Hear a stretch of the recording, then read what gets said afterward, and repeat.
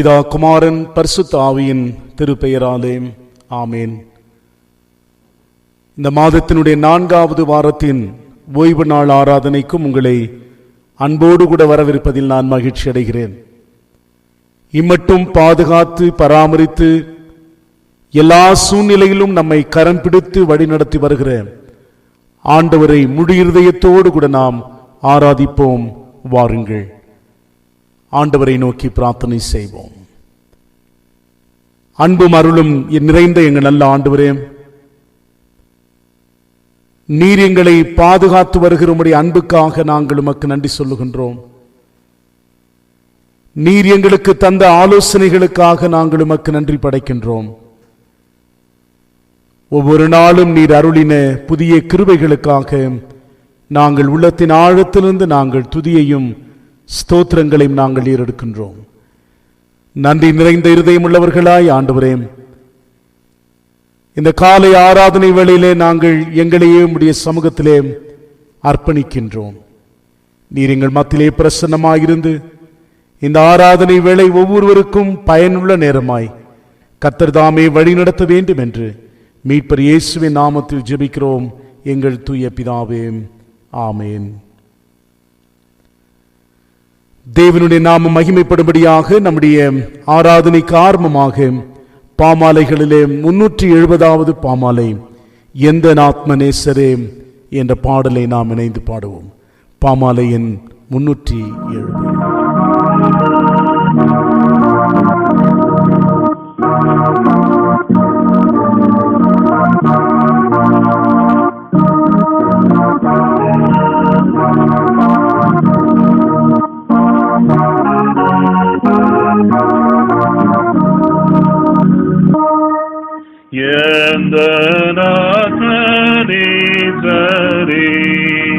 வெள்ளம் போன்ற துன்பத்தில் தாசன் தீக்கி லாமலே கடுமாறி போகையில் தஞ்சம் தந்து இயேசுவே திவ்ய மார்பில் தாருமே அப்பல் கரை ஏற்றியே மோட்ச வீட்டில் சேருவேன்.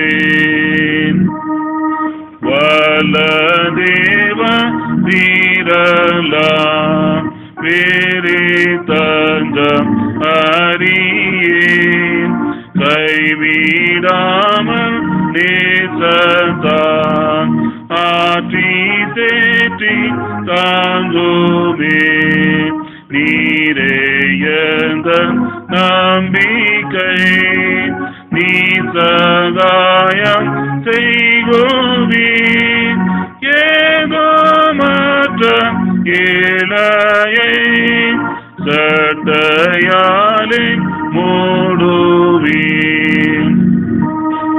கோரையாவும் நீக்கிட நாதானீச பூரண தீக்கற்றோரை தாங்கிட நீரே மாதயா வரா.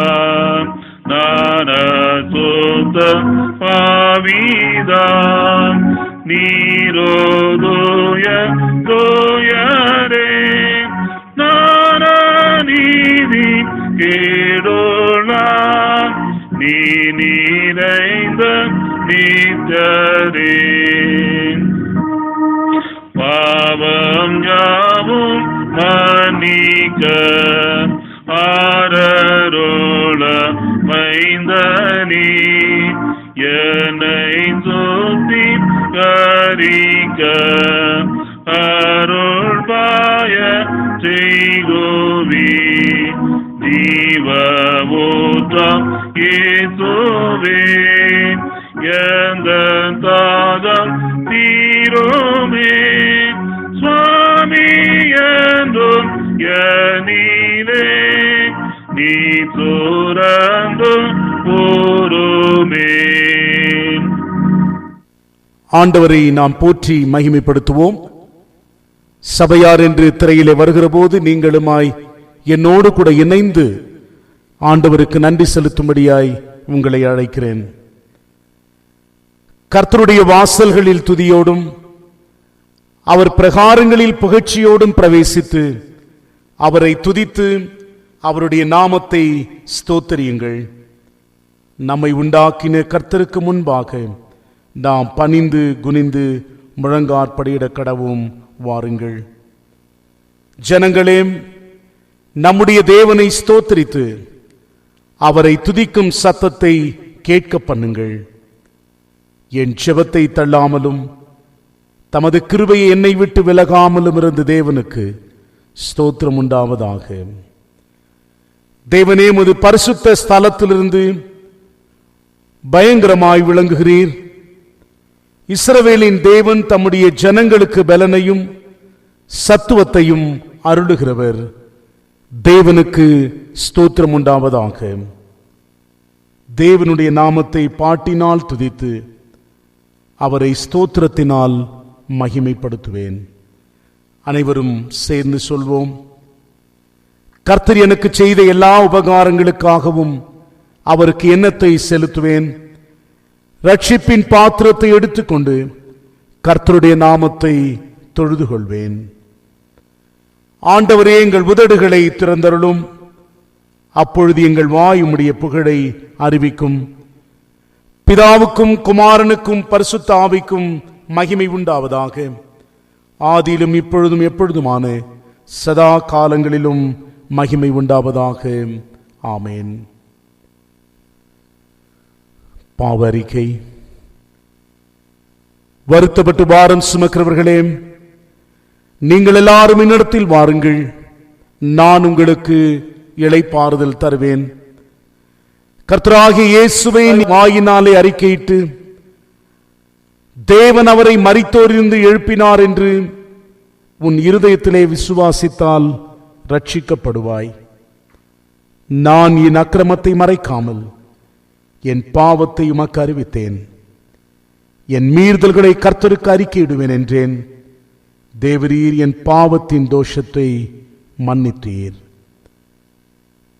சற்று நேரம் அமைதியோடு நாம் நம்மை நாமே ஆராய்ந்து பார்த்து கடவுளிடத்திலே நம்முடைய பிழைகள் குற்றங்களை நாம் தாழ்மையோடு கூட அறிக்கை செய்வோமாக. இரண்டாம் பாவரிக்கு ஜெபத்தை நாம் கருத்தை உணர்ந்து ஏறெடுப்போம். எங்கள் தந்தையாம் கடவுளே, நினைவினாலும் வார்த்தையினாலும் செய்கையினாலும் உமக்கு விரோதமாய் பாவம் செய்திருக்கிறோம். முழு மனதோடு நாங்களுமே நேசிக்கவில்லை. எங்களிடத்தில் நாங்கள் அன்பு கூறுவது போல அயலாரிடத்தில் நாங்கள் அன்பு கூறவில்லை. எங்கள் மேல் இரக்கமாயிருக்குமை வேண்டிக் கொள்கிறோம். எங்கள் பாவ அழுக்கை நீக்கி எங்களை சுத்திகரியும். எங்கள் குற்றங்களை விட்டுவிட எங்களுக்கு உதவி புரியும். எங்கள் ஆண்டவர் இயேசு கிறிஸ்துவின் மூலமாய் வேண்டிக் கொள்கிறோம் பிதாவே. ஆமேன். நம்முடைய பரமபிதாவாகிய சர்வல்லமுள்ள கடவுள் உத்தம மனஸ்தாபத்துமையான விசுவாசத்தோடும் தம்மிடத்திற்கு மனம் திரும்பி தங்கள் சகோதர சகோதரிகளின் குற்றங்களை மன்னிக்கிற யாவருக்கும் பாவ மன்னிப்பை அருளச் செய்வோம் என்று மிகுந்த இரக்கமாய் வாக்குத்தத்தம் செய்திருக்கிறார். அவர் நம்முடைய ஆண்டவர் இயேசு கிறிஸ்துவின் நிமித்தம் உங்களுக்கு இறங்கி உங்கள் பாவங்கள் எல்லாவற்றையும் மன்னித்து அவைகளின்று உங்களை விடுதலையாக்கி சகல நன்மையிலும் உங்களை உறுதிப்படுத்தி நிலைநிறுத்தி நம்மை நித்திய ஜீவ கரையில் சேர்ப்பாராக. ஆமேன். ஆண்டவரை துதியுங்கள். ஆண்டவருடைய நாமம் துதிக்கப்படுவதாக. இந்நாளுக்குரிய திருமறை பாடங்கள் வாசிக்க கேட்போம். முதலாம் திருமறை பகுதி ஆதியாகமம் 14ஆம் அதிகாரம் வசனங்கள் 17 24 வரை. Genesis chapter 14 verses commencing from 70 to 24. வாசிக்க தெரிந்து கொள்ளப்பட்ட முதலாம் வேத பாடம் ஆதியாகமம் 14ஆம் அதிகாரம் வசனங்கள் 17 துவங்கி 24 முடிய. ஆதியாகமம் 14ஆம் அதிகாரம் வசனங்கள் 17 முதல் 24 வரை. அவன் கெதர்லா கோமேரையும் அவனோடு இருந்த ராஜாக்களையும் முறியடித்து திரும்பி வருகிற போது சோதோமின் ராஜா புறப்பட்டு ராஜாவின் பள்ளத்தாக்கு என்னும் சாவே பள்ளத்தாக்கு மட்டும் அவனுக்கு எதிர்கொண்டு போனான். அன்றியும் உன்னதமான தேவனுடைய ஆசாரியனாய் இருந்த சாலமேன் ராஜாவாகிய மெல்கிசேதேக்கு அப்பமும் திராட்சை ரசமும் கொண்டு வந்து அவனை ஆசீர்வதித்து, வானத்தையும் பூமியையும் உடையவராகிய உன்னதமான தேவனுடைய ஆசீர்வாதம் ஆபிராமுக்கு உண்டாவதாக. உன் சத்துருக்களை உன் கையில் ஒப்பு கொடுத்த உன்னதமான தேவனுக்கு ஸ்தோத்திரம் என்று சொன்னான். இவனுக்கு ஆபிராம் எல்லாவற்றிலும் தசமபாகம் கொடுத்தான். சோதோமின் ராஜா ஆபிராமை நோக்கி, ஜனங்களை எனக்கு தாரும், பொருட்களை நீர் எடுத்துக்கொள்ளும் என்றான். அதற்கு ஆபிராம் சோதோமின் ராஜாவை பார்த்து, ஆபிராமை ஐஸ்வர்யனாக்கினேன் என்று நீர் சொல்லாதபடிக்கு நான் ஒரு சரட்டையாகிலும் பாதரட்சையின் வாரையாகிலும் உமக்கு உண்டானவைகளில் யாதொன்றையாகிலும் எடுத்துக்கொள்ளேன் என்று வானத்தையும் பூமியையும் உடையவனாகிய உன்னதமான தேவனாகிய கர்த்தருக்கு நேராக என் கையை உயர்த்துகிறேன். வாலிபர் சாப்பிட்டது போக என்னுடனே வந்த ஆனேர், எஸ்கோல், மம்ரே என்னும் புருஷனுடைய பங்கு மாத்திரமே வர வேண்டும். இவர்கள் தங்கள் பங்கை எடுத்துக்கொள்ளட்டும் என்றான். வாசிக்க தெரிந்து கொள்ளப்பட்ட முதலாம் வேத பாடம் வாசித்து நிறைவாயிற்று. இரண்டாம் திருமறை பாடம் வாசிக்க கேட்போம். 1 கொரிந்தியர் 10 அதிகாரம் வசனங்கள் 15 முதல் 17 வரை. 1 Corinthians chapter 10 verses commencing from 15 to 17. இரண்டாம் வேத பாடமாக 1 கொரிந்தியர் 10 அதிகாரம் வசனங்கள் 15 17 முடியும். The second reading is taken from the book of 1 Corinthians chapter 10, beginning to read from verse 15 till the end of verse 17. I speak to you as sensible people. Judge for yourselves what I say. The cup we use in the Lord's Supper, and for which we give thanks to God. When we drink from it, we are sharing in the blood of Christ. And the bread we break, when we eat it, we are sharing in the body of Christ. Because there is the one loaf of bread, all of us, though many, are one body, for we shall share the same loaf. வாசிக்க வேண்டிய இரண்டாம் வேத பாடம் வாசித்தாயிற்று. நாம் அனைவரும் சேர்ந்து 3ஆம் திருமறை பகுதி வாசிக்க கேட்போம். மார்க் எழுதிய நற்செய்தி நூல் 14ஆம் அதிகாரம் வசனங்கள் 12 26 வரை. Gospel according to St. Mark chapter 14 verses beginning from 12 to 26. வேண்டிய சுவிசேஷ வேத பாடம் மார்க்கு 14ஆம் அதிகாரம் 12 முதல் 26 வரை. மார்க்கு 14ஆம் அதிகாரம் 12 முதல் 26 வரை. பஸ்கா பலியிடும் நாளாகிய புளிப்பில்லாத அப்பம் சாப்பிடுகிற முதலாம் நாளிலே அவருடைய சீஷர்கள் அவரிடத்தில் வந்து, நீர் பஸ்காவை புசிப்பதற்கு நாங்கள் எங்கே போய் ஆயத்தம் பண்ண சித்தமாயிருக்கிறீர் என்று கேட்டார்கள். அவர் தம்முடைய சீஷரில் 2 பேரை நோக்கி, நீங்கள் நகரத்திற்குள்ளே போங்கள். அங்கே தண்ணீர் குடம் சுமந்து வருகிற ஒரு மனுஷன் உங்களுக்கு எதிர்ப்படுவான். அவன் பின்னே போங்கள். அவன் எந்த வீட்டுக்குள் பிரவேசிக்கிறானோ அந்த வீட்டு எஜமானை நீங்கள் நோக்கி, நான் என் சீஷரோடே கூட பஸ்காவை புசிக்கிறதற்கு தகுதியான இடம் எங்கே என்று போதகர் கேட்கிறார் என்று சொல்லுங்கள். அவன் கம்பளம் முதலானவைகள் விரித்து ஆயத்தம் பண்ணப்பட்டிருக்கிற விஸ்தாரமான மேல் வீட்டறையை உங்களுக்கு காண்பிப்பான். அங்கே நமக்காக ஆயத்தம் பண்ணுங்கள் என்று சொல்லி அனுப்பினார். அப்படியே அவருடைய சீஷர் புறப்பட்டு நகரத்தில் போய் தங்களுக்கு அவர் சொன்னபடியே கண்டு பஸ்காவை ஆயத்தம் பண்ணினார்கள். சாயங்காலம் ஆன போது அவர் 12 கூட அவ்விடத்திற்கு வந்தார். அவர்கள் பந்தி அமர்ந்து போஜனம் பண்ணுகையில் இயேசு அவர்களை நோக்கி, என்னுடனே புசிக்கிற உங்களில் ஒருவன் என்னை காட்டிக் கொடுப்பான் என்று மெய்யாகவே உங்களுக்கு சொல்லுகிறேன் என்றார். அப்பொழுது அவர்கள் துக்கமடைந்து நானோ என்று ஒவ்வொருவரும் அவரிடத்தில் கேட்கத் தொடங்கினார்கள். அவர் பிரதியுத்தரமாக, என்னுடனே கூட தாளத்தில் கையிடுகிறவனாகிய 12 ஒருவனே அவன் என்று சொல்லி, மனுஷகுமாரன் தம்மை குறித்து எழுதியிருக்கிறபடியே போகிறார். ஆகிலும் எந்த மனுஷனால் மனுஷகுமாரன் காட்டி கொடுக்கப்படுகிறாரோ அந்த மனுஷனுக்கு ஐயோ. அந்த மனுஷன் பிறவாதிருந்தானால் அவனுக்கு நலமாயிருக்கும் என்றார். அவர்கள் போஜனம் பண்ணுகையில் இயேசு அப்பத்தை எடுத்து ஆசீர்வதித்து அதை பிட்டு அவர்களுக்கு கொடுத்து, நீங்கள் வாங்கி புசியுங்கள், இது என்னுடைய சரீரமாய் இருக்கிறது என்றார். பின்பு பாத்திரத்தையும் எடுத்து ஸ்தோத்திரம் பண்ணி அதை அவர்களுக்கு கொடுத்தார். அவர்கள் எல்லாரும் அதிலே பானம் பண்ணினார்கள். அப்பொழுது அவர் அவர்களை நோக்கி, இது அநேகருக்காக சிந்தப்படுகிற புது உடன்படிக்கைக்குரிய என்னுடைய இரத்தமாயிருக்கிறது. நான் தேவனுடைய ராஜ்யத்தில் நவமான ரசத்தை பானம் பண்ணும் நாள் வரைக்கும் திராட்சைப்பழ ரசத்தை இனி நான் பானம் பண்ணுவதில்லை என்று மெய்யாகவே உங்களுக்கு சொல்லுகிறேன் என்றார். அவர்கள் ஸ்தோத்திர பாட்டை பாடின பின்பு ஒலிவ மலைக்கு புறப்பட்டு போனார்கள்.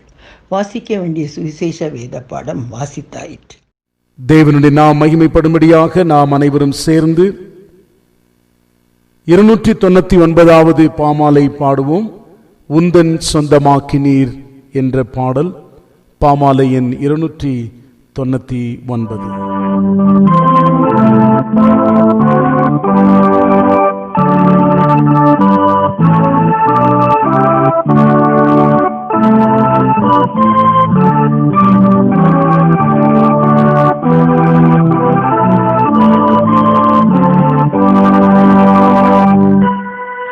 உந்தன் சொந்தமாக்கினீ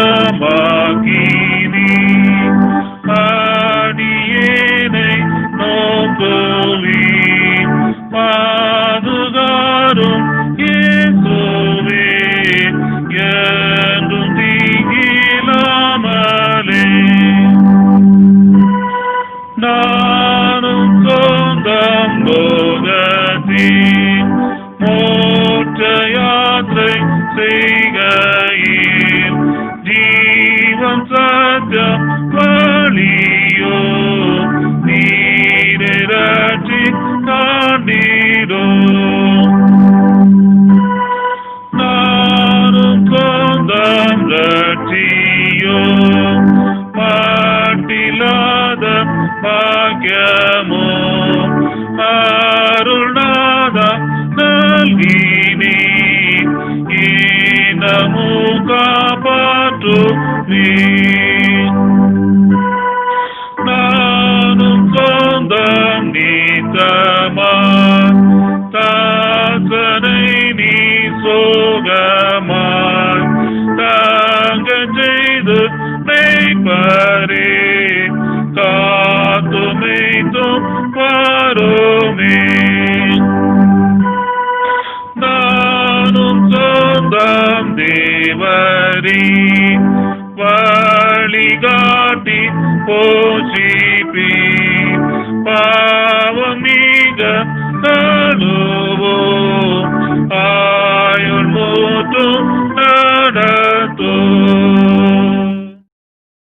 தலைகளை தாழ்த்தி நாம் ஆண்டவரை நோக்கி பிரார்த்தனை செய்வோம்.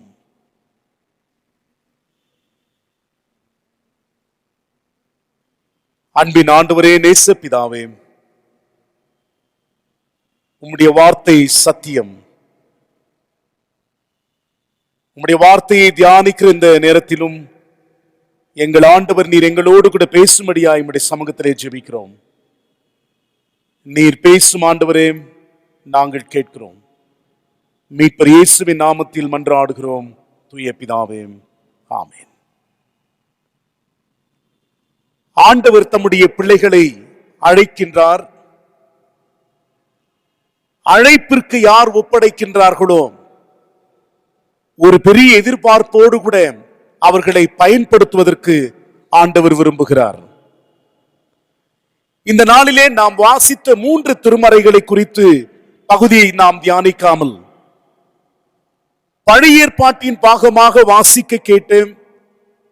ஆதியாகமம் 14ஆம் அதிகாரம் வசனம் 17 24 வரை உள்ள பகுதியை இந்த நாளிலே நான் உங்கள் முன் கர்த்தருடைய வார்த்தையை பகிர்ந்து கொள்ளலாம் என்று இந்த பகுதியை நான் தெரிவு செய்து கொண்டேன்.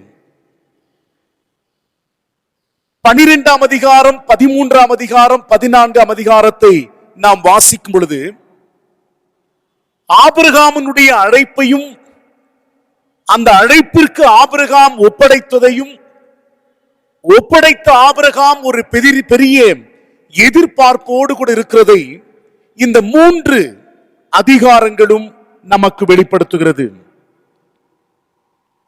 இந்த நாளின் செய்திக்காக நான் தெரிந்து கொள்ளப்பட்ட வசனம் வாசிக்க கேட்ட ஆதியாகமம் 14ஆம் அதிகாரம் 23ஆம் வசனத்தை நாம் வாசிக்கும் பொழுது, வானத்தையும் பூமியையும் உடையவராகிய உன்னதமான தேவனாகிய கர்த்தருக்கு நேராக என் கையை உயர்த்துகிறேன் என்று ஆபிரகாம் கூறுகிறார்.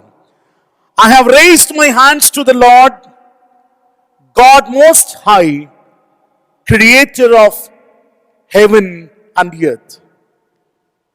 பிரியமானவர்களே, ஆபிரகாமுடைய வாழ்க்கை குறித்து நாம் தியானிக்கும் பொழுது, ஆபிரகாமுடைய அழைப்பிற்கு பிறகு 50 ஆண்டுகளுக்கு பிறகு ஆண்டவர் ஒரு பெரிய ஆசீர்வாதமான காரியத்தை, ஒரு அங்கீகாரத்தை ஆபிரகாமுக்கு ஆண்டவர் அருளுகிறார். இந்த வசனத்தை நாம் ஆதியாகமம் 22ஆம் அதிகாரம் 12ஆம் வசனத்திலே நாம் வாசிக்கிறோம். நீ தேவனுக்கு பயப்படுகிறவன் என்று அறிந்திருக்கிறேன் என்றார். இந்த ஒரு காரியத்தை வேறு யாரும் சொல்லவில்லை, தேவனாகிய கர்த்தர் ஆபிரகாமுக்கு அருளின வசனம். நீ தேவனுக்கு பயப்படுகிறவன் என்று அறிந்திருக்கிறேன் என்றார். நீ தேவனுக்கு பயந்தவன் என்று பிதாவாகிய தேவன் ஆபிரகாமை சொல்வதற்கு அநேகவருடைய வாழ்க்கையின் சூழ்நிலைகள் அதற்கு ஆதாரமாக இருந்திருக்கிறதை நாம் திருமறையிலே காண்கின்றோம். ஆதியாகமம் 12ஆம் அதிகாரம் 1-7 வசனங்களை நீங்கள் வாசிக்கும் பொழுது, ஆபிரகாம் 75 வயதாயிருக்கும் பொழுது தேவனுடைய அழைப்பு ஆபிரகாமுக்கு வருகிறது. நீ கல்தேருடைய ஊர் என்னும் பட்டணத்திலிருந்து உன் சொந்த பட்டணத்தையும் உறவினர்களையும் விட்டு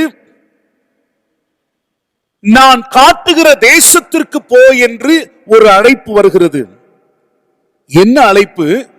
சொந்த பட்டணத்தையும் உறவினர்களையும் விட்டு தேவனுடன் அறியாத ஒரு தேசத்திற்கு விசுவாசத்தினால் நடக்க ஒரு அழைப்பு ஆபிரகாமுக்கு கொடுக்கப்படுகிறது. பிரியமான தேவனுடைய பிள்ளைகளே, ஆதியாகமம் 12ஆம் வசனத்தை நீங்கள் ஆழ்ந்து படிக்கின்ற போது அந்த அழைப்பிற்கு ஆபிரகாம் ஒப்படைக்கின்றார். இதில் இருக்கிற காரியம் என்னவென்றால், தகப்பன், தாய், சகோதரன், சகோதரிகள் என்பவர்களுடைய உறவை முறிப்பது என்பது ஒரு சாதாரணமான காரியம் அல்ல.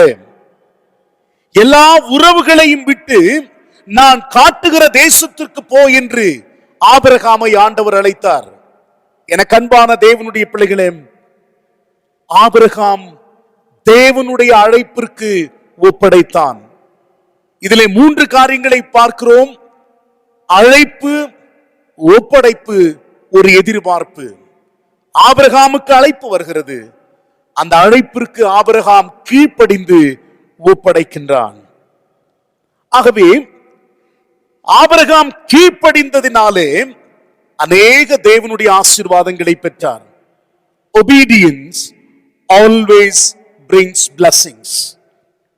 Obedience always bring blessings. கீழ்ப்படிதல் என்பது தேவனுடைய ஆசீர்வாதத்தை கொண்டு வரும். ஆக தேவனுடைய வாக்குத்தத்தங்களுக்கு, தேவனுடைய அழைப்பிற்கு நாம் கீழ்ப்படிந்து வாழுகின்ற போது நிச்சயமாக நம்முடைய வாழ்க்கையிலே ஆசீர்வாதம் உண்டு என்பதை நாம் மறந்து போக வேண்டாம். சிறிய காரியமானாலும் சரி, கர்த்தருக்கு கீழ்ப்படிந்து நடக்கும் பொழுது பெரிய ஆசீர்வாதங்களை நாம் பெற்றுக்கொள்ள முடியும். Obeying God in small matters is an essential step in receiving God's greatest blessings என்று சொல்லலாம். சின்ன காரியத்திலே தேவனுக்கு நாம் கீழ்ப்படிந்து வாழும் பொழுது நாம் பெரிய ஆசீர்வாதங்களை நாம் பெற்றுக்கொள்ள முடியும். ஆகவே எனக்கு அன்பான தேவனுடைய பிள்ளைகளே, ஆபிரகாமுடைய வாழ்க்கையிலே எல்லா உறவுகளையும் விட்டு நான் காட்டுகிற தேசத்திற்கு போ என்று ஆண்டவர் அழைக்கிறார். ஆனால் இந்த பகுதியை நாம் வாசிக்கும் பொழுது ஒரு கொஞ்சம் யோசித்து பார்க்கலாமே. ஆபிரகாம் தேவனுடைய அழைப்பை புறக்கணித்திருந்தால் என்ன நடந்திருக்கும்? ஒருவேளை நிச்சயமா ஆண்டவர் ஆபிரகாமை கட்டாயப்படுத்தியிருப்பாரோ அல்லது வேற யாராவது ஆண்டவர் அழைத்திருப்பாரா? இதை யோசித்து பார்க்கும் பொழுது நிச்சயமாக ஆண்டவர் ஒருவேளை கட்டாயப்படுத்தியிருப்பாரா என்பது ஒரு கேள்விதான். அதை நிராகரிக்கிற பட்சத்தில் ஆண்டவர் வேறு யாராவது அழைத்திருப்பார். இன்றைக்கு விசுவாசிகளின் தகப்பன் என்று நாம் ஆபிரகாமை சொல்லியிருக்க முடியாது. ஆகவே எனக்கு அன்பான தேவனுடைய பிள்ளைகளே, தேவனுடைய அழைப்போம், தேவனுடைய அழைப்பு நமக்கு வருகிற போதும் அந்த அழைப்பை ஏற்று வாடுகிற போது நமக்கு ஆசீர்வாதம். Our obedience always benefits others.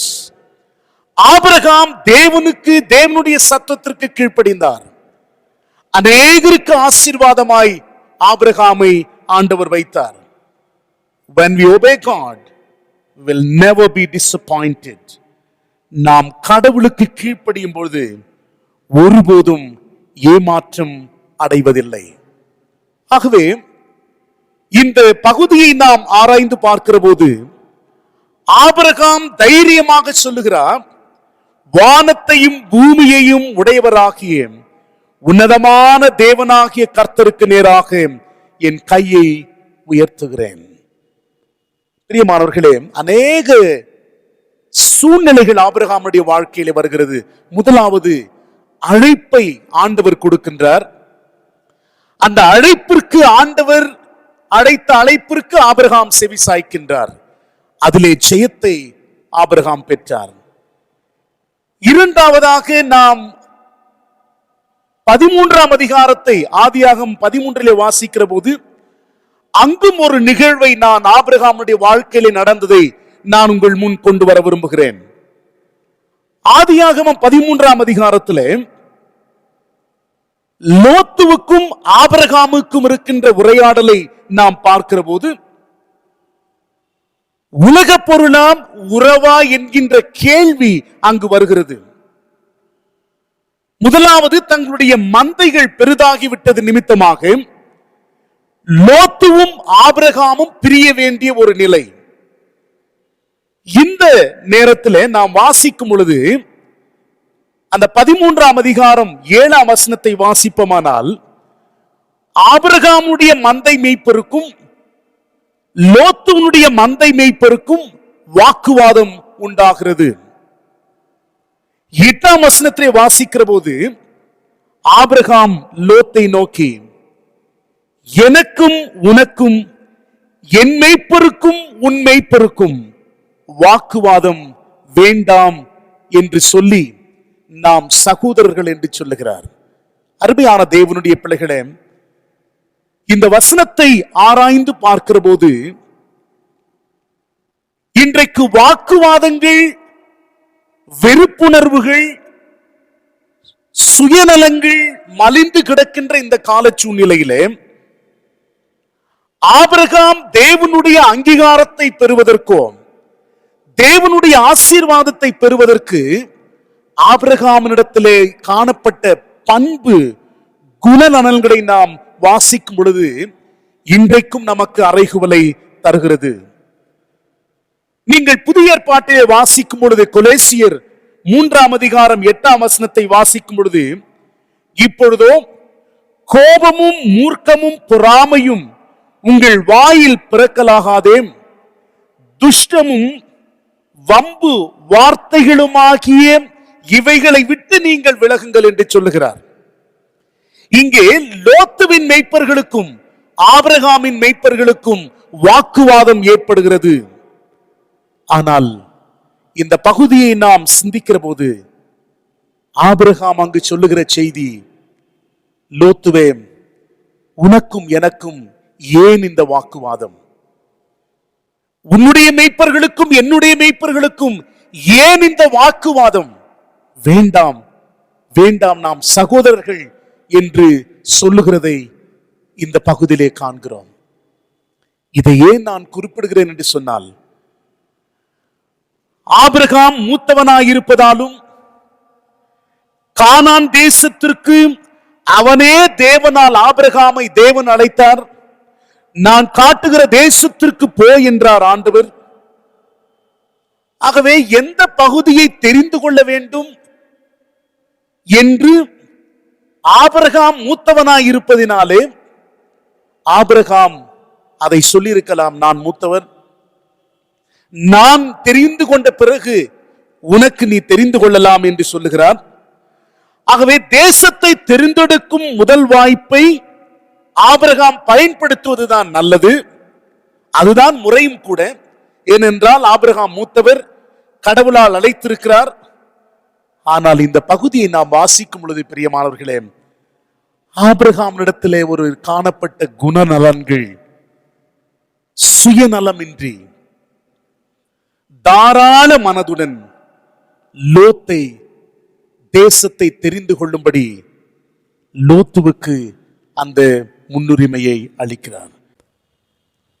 லோத்தை சிறந்ததை தெரிந்து கொள்ளும்படி முன்னுரிமையை கொடுத்து தான் இரண்டாவது இடத்தை பெற்றுக் கொள்ளுகின்ற ஒரு நிலை.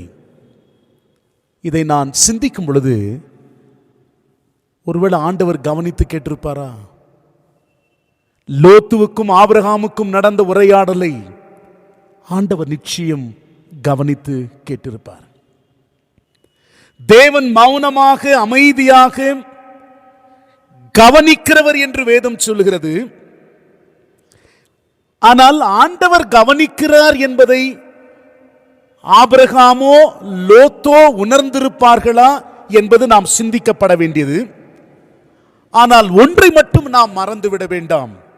மல்கியாம் 2ஆம் அதிகாரம் 16ஆம் வசனத்திலே சொல்லுகிறார், அப்பொழுது ஒருவரோடு ஒருவர் பேசிக் கொள்வார்கள், கர்த்தர் கவனித்து கேட்பார். கர்த்தர் கவனித்து கேட்பார். ஒருவேளை இங்கு லோத்துவின் மெய்ப்பர்களுக்கும் ஆபிரகாமின் மெய்ப்பர்களுக்கும் வாக்குவாதம் ஏற்படுகிறதையும் கர்த்தர் கவனித்து கேட்டார். அப்படிதான் நாம் புரிந்து கொள்ள வேண்டும். இங்கு ஆபிரகாமுக்கும் லோத்துக்கும் நடக்கின்ற உரையாடலையும் ஆண்டவர் கவனித்து நிச்சயமாய் கேட்டிருப்பார். ஆபிரகாமினிடத்திலே காணப்பட்ட சுயநலம் இல்லாத தன்மை, தாராள மனதின் செய்கைகளை ஆண்டவர் கண்டு பூரித்து, அந்த வசனத்தில் நம்ம வாசிக்கிறோங்க, ஆபிரகாமுக்கு 4 திசையெங்கும் கண்களை ஏறெடுத்து பார்க்கக்கூடிய தேசத்தை முழுவதையும் சுதந்திரமாக கொடுப்பேன் என்றார். சுயநலமற்ற ஒரு நிலைமைகளிலே தாராள மனதோடு நாம் வாழுகின்ற போது தேவனுடைய ஆசீர்வாதம் நமக்கு இருக்கும். ஆகவேதான் நான் முன்னே சொன்னேன், when we obey God, we will never be disappointed. Our obedience always benefits others. நம்முடைய கீழ்ப்படிதல் ஒரு நாளும் ஏமாற்றத்தை கொடுக்காது. எங்கு ஏன் இந்த வாக்குவாதம்? சுயநலமற்ற தன்மையிலே தாராள மனதோடு கூட அங்கே லோத்துவுக்கு நீ தெரிந்து கொள்ளும் என்று ஆபிரகாம் சொல்வதை நாம் காண்கிறோம்.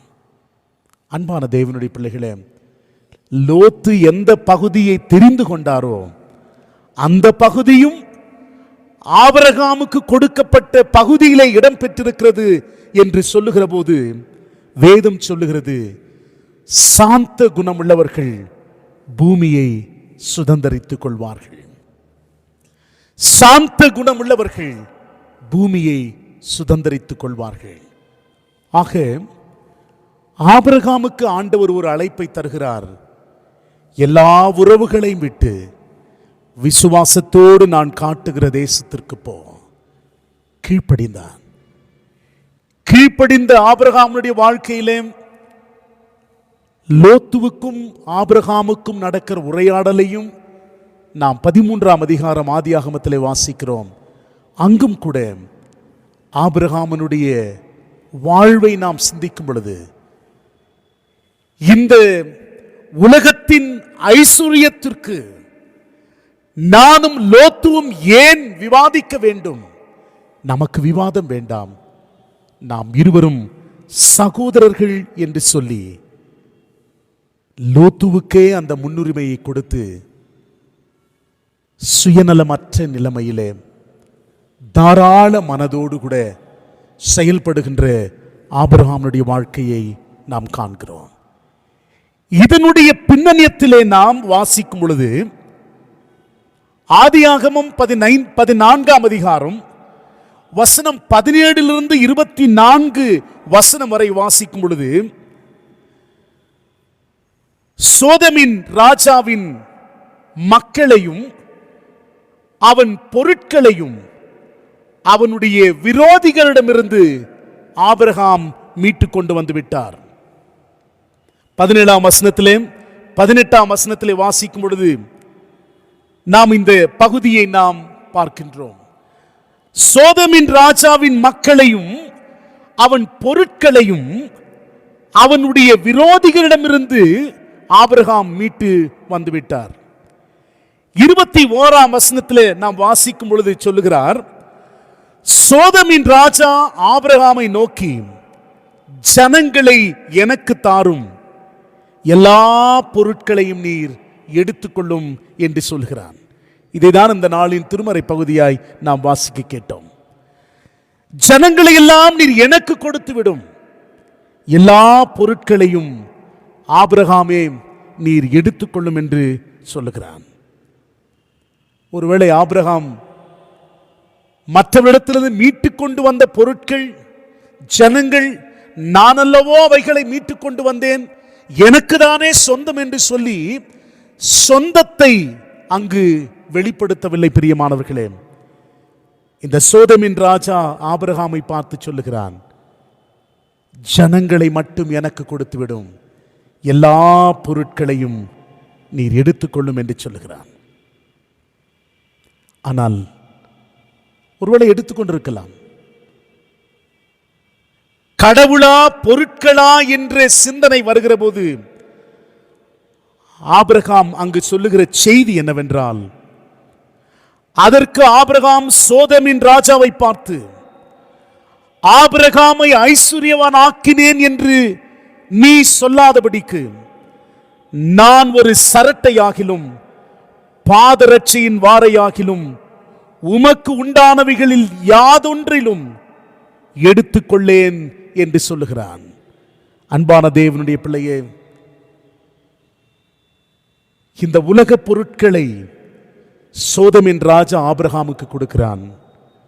ஆனால் ஆபிரகாம் சொல்லுகிறான், நீ என்னை ஐஸ்வர்யவான் ஆக்கினேன் என்று நீ சொல்லாதபடிக்கு எனக்கு இந்த பொருட்களிலே ஒன்றும் வேண்டாம் என்று சொல்லுகிறான். பொருட்கள் வேண்டும், அன்றாட வாழ்க்கைக்கு நமக்கு தேவைகள் உண்டு. ஆனால் கடவுளாம் உலக பொருட்களா என்று ஆபிரகாம் யோசித்தது போல இந்த உலக பொருட்களுக்கு முக்கியத்துவம் கொடுக்கவில்லை. ஒரு உதாரணத்தை நான் உங்கள் முன் வைக்க விரும்புகிறேன். 1 சாமுவேல் 16ஆம் அதிகாரத்திலே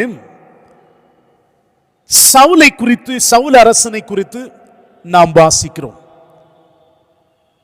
இஸ்ரவேலிலே முதலாவது அரசனாக ஆண்டவர் அபிஷேகித்து சவுலை ராஜாவாக்கினார். அப்பொழுது சவுலுக்கு ஒரு கட்டளை கொடுக்கப்படுகிறது, நீ அமலேக்கியரை எல்லாம் மடங்கடித்து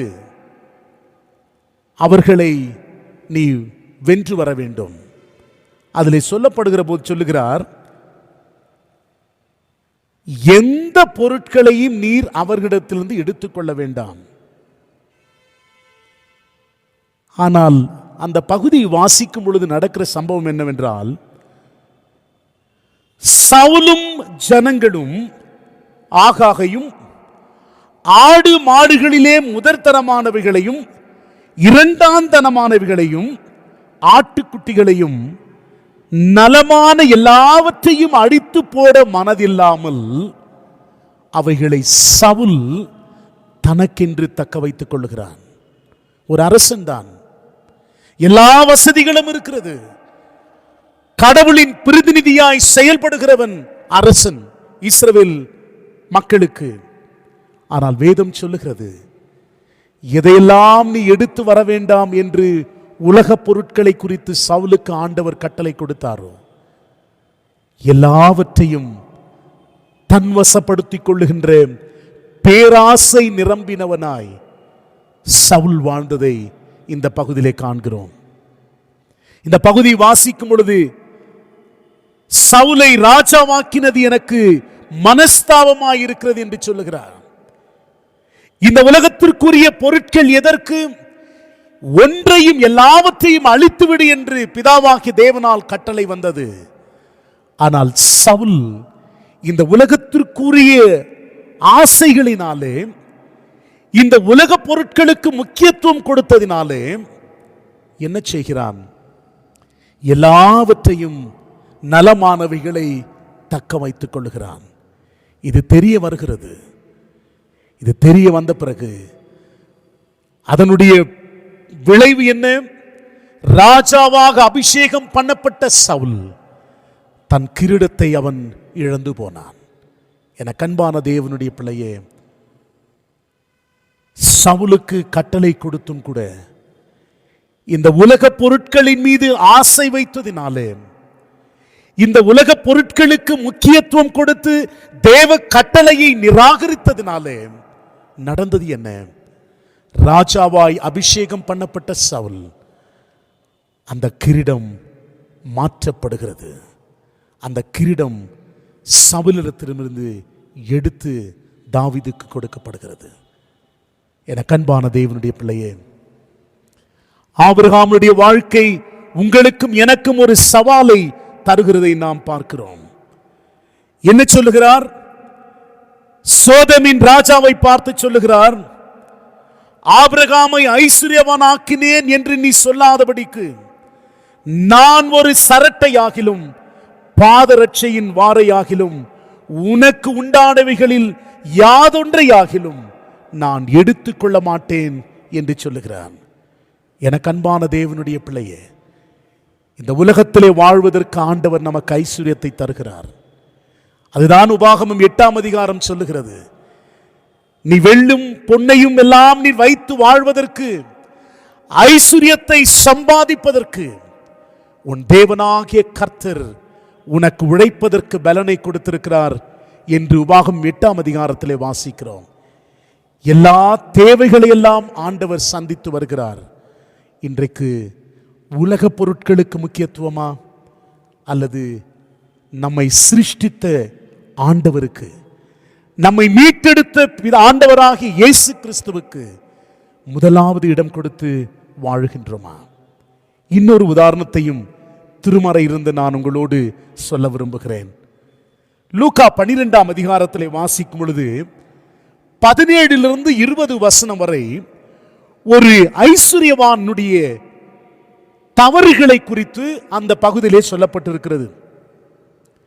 இந்த ஐஸ்வர்யவானை குறித்து என்ன வேதம் சொல்லுகிறது? இந்த உவமையிலே, அவன் தனக்கென்று திட்டங்களை தீட்டினானே ஒழிய தன் ஆண்டவரை அவன் மறந்து போனான். நல்ல விளைச்சல், நீ சந்தோஷமாய் வாழ்வதற்கு களஞ்சியத்தை எல்லாம் நான் இடித்து பெரிதாய் கட்டி எதிர்காலத்திற்கென்று நான் எல்லாவற்றையும் சேர்த்து வைப்பேன் என்று இந்த ஐஸ்வர்யவான் சொல்லுகிறான். அவன் தனக்கென்று திட்டம் தீட்டினானே ஒழிய தன் ஆண்டவரை அவன் மறந்து போனான். தன்னுடைய விளைபொருட்களை எல்லாம் கணக்கிட்டானே ஒழிய விளையச் செய்தவரை அவன் மறந்து போனான். ஆத்துமாவே, பல வருஷத்திற்காய் நான் உனக்காய் எல்லாவற்றையும் சேர்த்து வைத்திருக்கிறேன் என்று சொல்லுகிறான். அவனுடைய சரீரத்தின் பல வருட தேவைகளை இவன் உணர்ந்தானே ஒழிய தன் ஆத்துமாவை மறந்து போனான். தன் வருடங்களை கணக்கிட்டானே ஒழிய நித்தியத்தை இந்த ஐஸ்வர்யவான் மறந்தான். என கண்பான தேவனுடைய பிள்ளைகளே, எல்லா வசதிகளையும் வாய்ப்புகளையும் ஆண்டவர் நமக்கும் தந்திருக்கின்றார். ஐஸ்வர்யத்தை சம்பாதிப்பதற்கான கிருபைகளையும் பலனையும் உழைப்பதற்கு பலனை ஆண்டவர் தந்திருக்கிறார். இன்றைக்கு எதற்கு முக்கியத்துவம் கொடுத்து கொண்டிருக்கிறோம்? ஐஸ்வர்யவான் திட்டங்களை எல்லாம் தீட்டினான். சரீர தேவைகளை குறித்து அவன் சிந்தித்துக் கொண்டிருந்தான். ஆனால் விளையச் செய்தவரை மறந்து போனான். ஆனால் ஆபிரகாமுடைய வாழ்க்கையிலே சொல்லுகிறான், பிரியமானவர்களே, ஆபிரகாமுடைய வாழ்க்கையை நாம் சிந்திக்கும் பொழுது 22ஆம் வசனத்தை நாம் ஏற்கனவே வாசித்தோம்.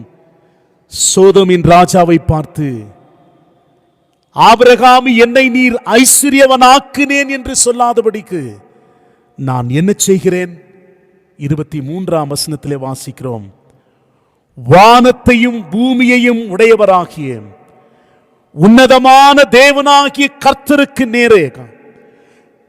கர்த்தருக்கு நேராக என் கைகளை நான் உயர்த்துகிறேன் என்று சொல்லுகிறான்.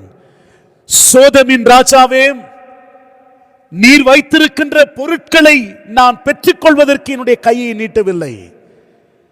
நான் நீட்டுகிறது எல்லாம் வானத்தையும் பூமியையும் படைத்த சர்வ சிருஷ்டிக்கும் எஜமானாயிருக்கிறேன் உன்னதமான தேவனுக்கு நேராக என் கையை உயர்த்துகிறேன் என்று சொல்லுகிறார். இந்த உரையாடலை யார் கேட்டதுங்க? ஆண்டவர் கேட்டார்.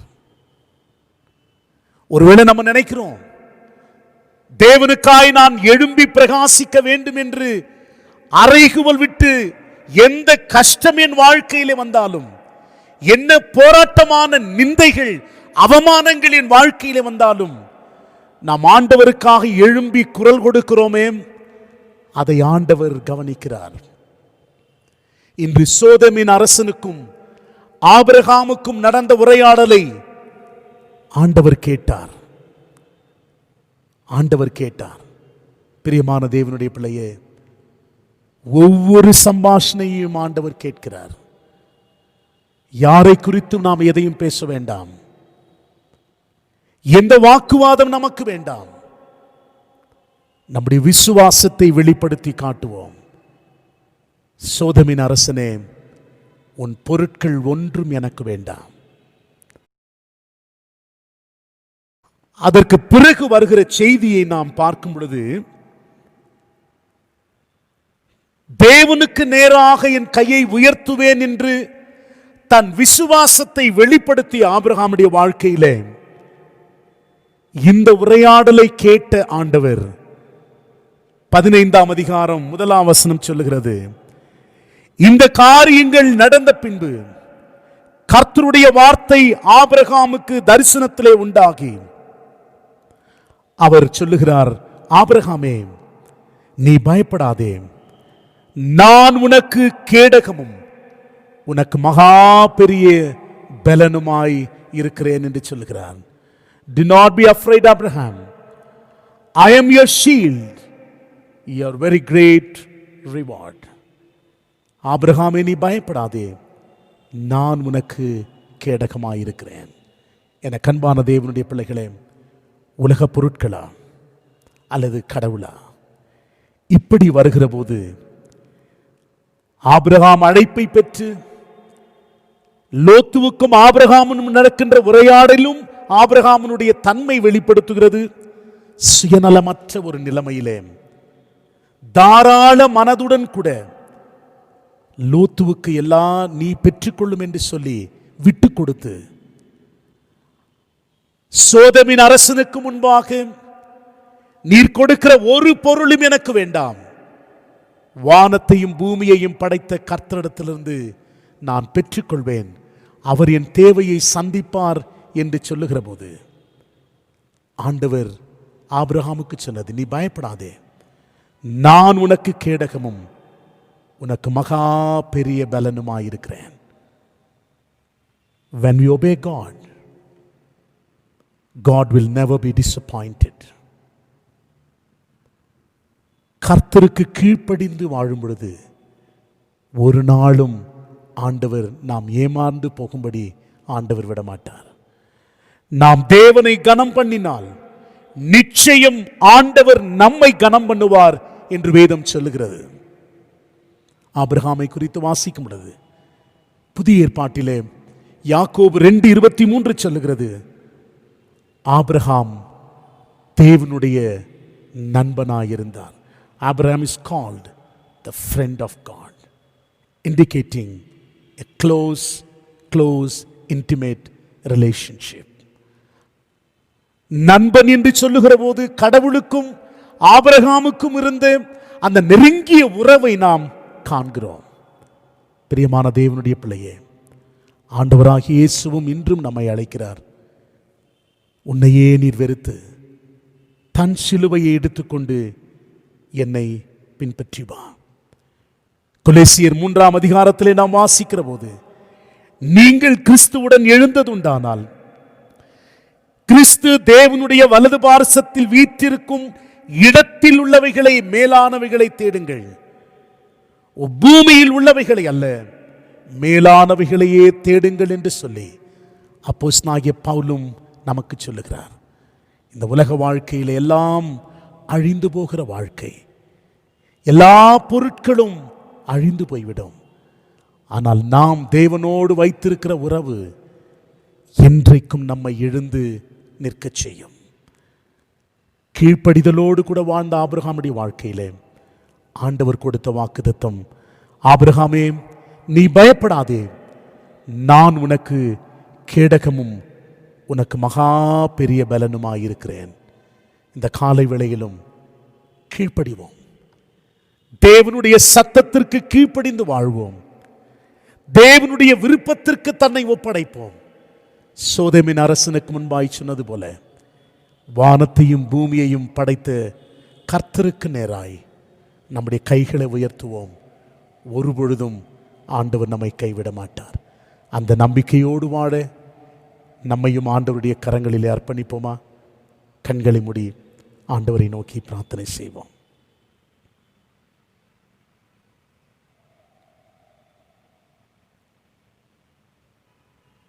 அன்பின் ஆண்டவரே, நேச பிதாவே, ஆபிரகாமை ஆண்டவர் நீர் அழைத்தீர். அழைப்பிற்கு ஆபிரகாம் ஒப்படைத்தார். அழைப்பிற்கு ஆபிரகாம் கீழ்ப்படிந்தது போல ஆண்டவரே, உம்முடைய அழைப்பின் சத்தத்தை நாங்கள் கேட்டு உமக்கு கீழ்ப்படிந்து நடக்க எங்களுக்கு கிருபை தாரும். சோதோமின் அரசன் எல்லா பொருட்களையும் நீர் எடுத்துக்கொள்ளும், ஜனத்தை மட்டும் எனக்கு தாரும் என்று முன்வைத்த இந்த ஆலோசனையை ஆபிரகாம் நிராகரித்து விட்டதை நாங்கள் வேதத்திலே வாசிக்கிறோம்.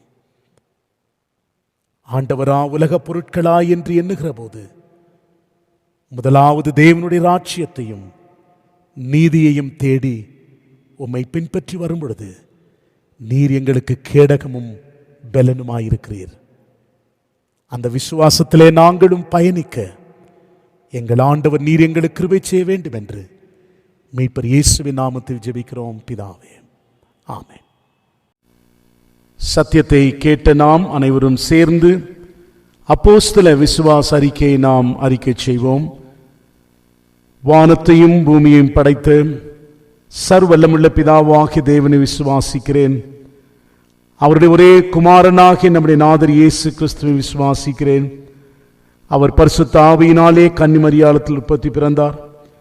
பொந்து பிலாத்தின் காலத்தில் பாடுபட்டு சிலுவையில் அறையுண்டு மரித்து அடக்கம் பண்ணப்பட்டு பாதாளத்தில் இறங்கினார். 3ஆம் நாள் மரித்தோரிலிருந்து எழுந்தருளினார். பரமணத்திற்கேறி சர்வல்லமுள்ள பிதாவாகிய தேவனுடைய வலது பார்சத்திலே விற்றிருக்கிறார். அவ்விடத்தில் உயிருள்ளோரையும் மரித்தோரையும் நியாயம் தீர்க்க வருவார்.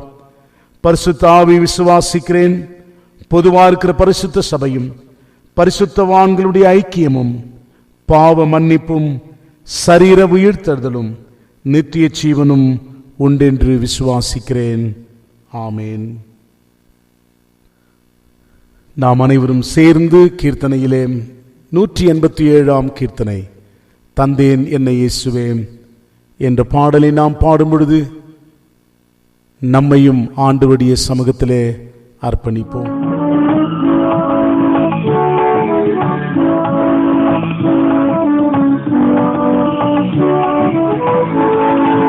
தந்தேனென்னை இயேசுவே இந்த நிறமே உமக்கே முந்தனுக்கே ஊழியம் செய்ய தந்தேன் என்னை தாங்கியருளும். தந்தேன் என்னை இயேசுவே இந்த நிறமே உமக்கே ஜீவகாலம் முழுதும் தேவ பணி செய்திடுவே.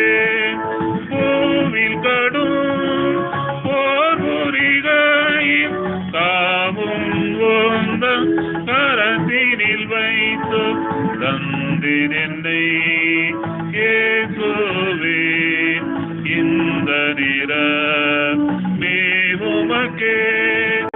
உலகோர் என்னை நெருக்கி பலமாயுத்தம் செய்திடினோ. நலமாய் சர்வ ஆயுதம் போன்ற நானீலத்தினில் நாதவல்லுவே. தந்தேன் என்னை இயேசுவே இந்த நிறமே உமக்கே. கஷ்டம் நஷ்டம் வந்தாலும் துஷ்டர் கொடி சூழ்ந்திட்டாலும் அஷ்டதிக்கோ ஆளும் தேவனே அடியேனும் அமர செய்திடும். தந்தேன் என்னை இயேசுவே இந்த நிறமே உமக்கே. உந்தன் சித்தமே செய்வேன் எந்தன் சித்தம் ஒளித்திடுவேன். எந்த இடம் எனக்கு காட்டினோம் இயேசுவே அங்கே இதோ போகிறேன். தந்தேன் என்னை இயேசுவே இந்த நிறமே உமக்கே. ஒன்றுமில்லை நானையா உம்மலந்தி ஒன்றும் செய்வேன். அன்று சித்த களித்தாவியா இந்த ஆடி என்னை நிரப்போம். தந்தேன் என்னை இயேசுவே இந்த நிறமே உமக்கே. தந்தேன் என்னை இயேசுவே இந்த நிறமே உமக்கே. ஆண்டவரை நோக்கி நாம் பிரார்த்தனை செய்வோம். ஒரு நிமிடம் அமைதியோடு தெய்வ பிரசன்னத்தை உணர்ந்து ஆண்டவர் நம்முடைய குடும்ப வாழ்விலும் தனிப்பட்ட வாழ்விலும் செய்த நன்மைகளை நாம் நினைவு கூர்ந்து ஆண்டவருக்கு நன்றி செலுத்துவோமா? எத்தனையோ நன்மைகளையும் கிருபைகளையும் ஆசீர்வாதத்தையும் பெற்றிருக்கிற நாம்,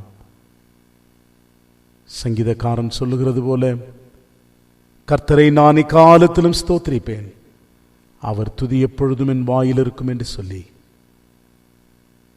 நம்முடைய குடும்ப வாழ்க்கையிலும் தனிப்பட்ட வாழ்க்கையிலும் ஆண்டவர் செய்த நன்மைகளை நினைத்து நாம் ஆண்டவருக்கு நன்றி செலுத்துவோமாக. பிரார்த்தனை செய்வோம். எல்லா நன்மைக்கும் ஊற்றும் உறைவிடமாக இருக்கிற எங்கள் திரியக தேவனே, நம்பினோரு அடைக்கலமானவரே, எங்களை வாழ வைக்கின்ற தெய்வமே,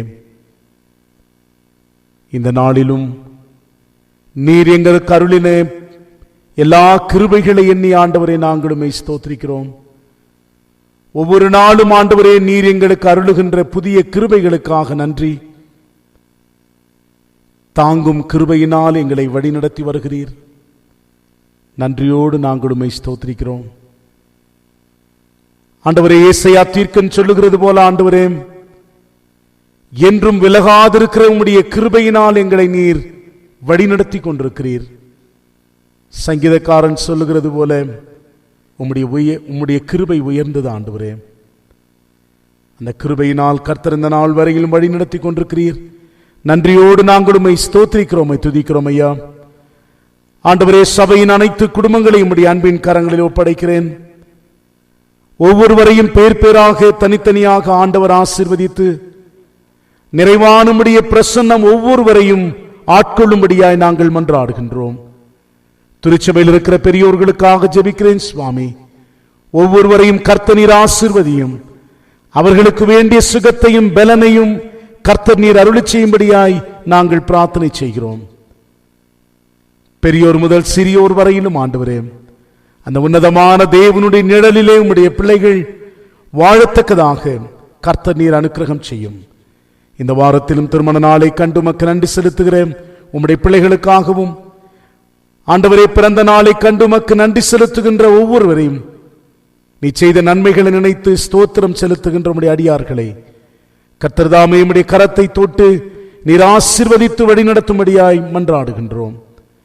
குறிப்பாக ஆண்டவரே, இந்த கொள்ளை நோயினால் பாதிப்புக்குள்ளாக கஷ்டப்பட்டு அதிலும் ஆண்டவரே உம்முடைய சுகத்தை பெற்று மக்கள் நன்றி செலுத்துகிறேன். உம்முடைய பிள்ளைகளுக்காக ஜெபிக்கிறேன். பூரணமான உம்முடைய பிரசன்னம் ஒவ்வொருவரையும் தாங்கட்டும் ஆண்டவரே. இதற்கென்று ஒரு விடிவு நாளை நாங்கள் காத்திருக்கிறோம். அது வெகு விரைவிலே எங்கள் ஆண்டவர் நீர் அருள்வீர் என்ற நம்பிக்கையோடு கூட இந்த COVID-19 சூழ்நிலைகளுக்காக நாங்கள் ஜெபிக்கிறோம். விடுவிப்பேராக ஆண்டவரே. இந்த வேளையிலும் திருச்சபையின் அனைத்து மக்களையும் மறுபடியும் உம்முடைய கரங்களில் ஒப்படைக்கிறேன். என்னென்ன தேவைகளோடு இருக்கிறார்களோ எல்லா தேவைகளும் எங்கள் ஆண்டவர் சந்தித்து நிறைவான ஆசீர்வாதத்தோடு நீர் வழி நடத்த வேண்டும் என்று எங்கள் ஆண்டவரும் அருமை இரட்சகருமாகிய இயேசு கிறிஸ்துவின் நாமத்தில் ஜெபிக்கிறோம் எங்கள் தூய பிதாவே, ஆமேன். ஆண்டவருடைய ஆசீர்வாதத்தை பெற்றுக்கொள்வோம். தேவனுடைய இரக்கமுள்ள கிருபைக்கும் பராமரிப்புக்கும் உங்களை ஒப்புவிக்கிறோம்.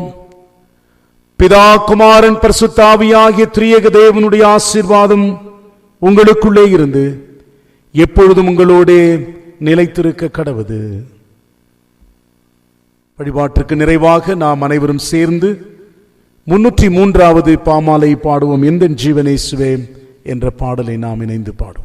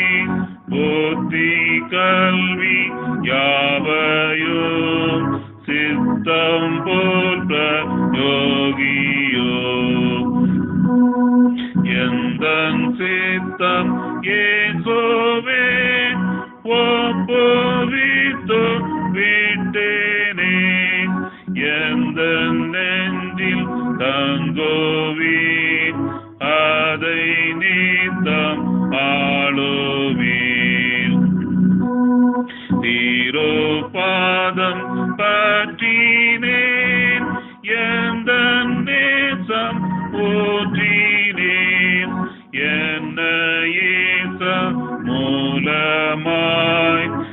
சத்தம் செய்தேன் நித்தமா.